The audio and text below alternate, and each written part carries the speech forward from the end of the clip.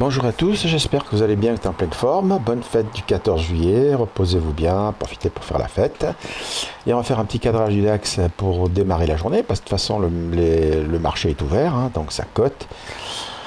Et on va voir, alors comme d'habitude on commence par le mensuel. Sur le mensuel, ce qu'on voit très bien, c'est une forte hausse.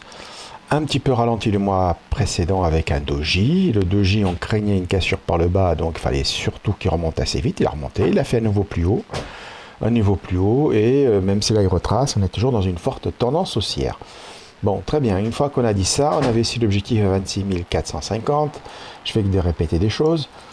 On voit que par rapport à la bougie weekly de la semaine dernière, on gap à la baisse là, donc ça c'est moyen. On voit donc on a même un gros gap à la baisse. Vous voyez, dès qu'on a le gap à la baisse, moi je vends, hein, je ne suis pas acheteur, je vends.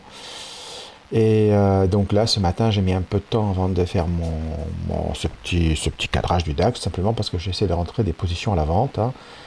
Donc j'étais en train de travailler justement à la vente. Donc voilà, que s'est-il passé? Bon, déjà au niveau du fondamental, pendant le week-end, vous le savez sûrement, Trump a envoyé des belles lettres pour annoncer des hausses de droits de douane, hein, est monté à 30% pour les Européens.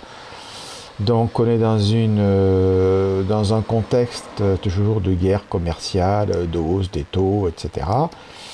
Et ça c'est pas bon pour le DAX, hein, puisqu'ils sont victimes de ces hausses de taxes.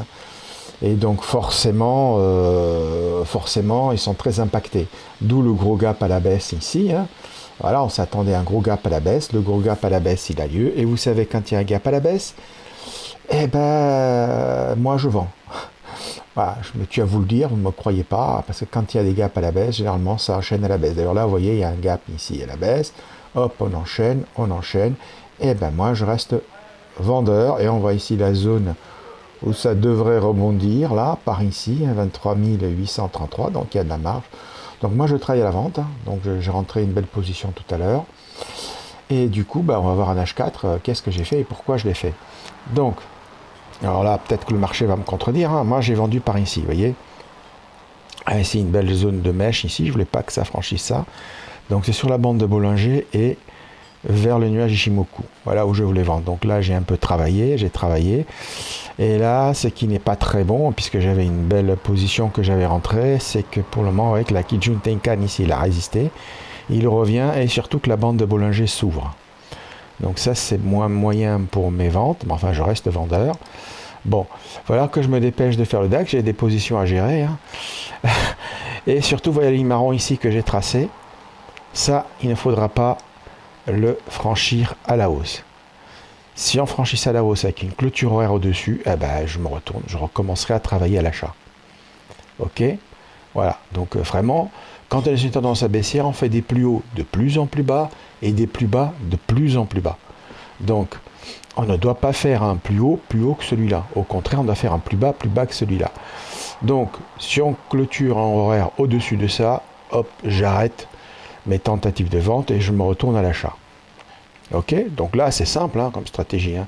Ce que je vous présente, c'est pas un truc monstrueux. Donc là, il faudra que j'aille voir pour gérer ma trajectoire. Donc en gros, ce que vous devez retenir, c'est comment je définis, hein, d'être vendeur.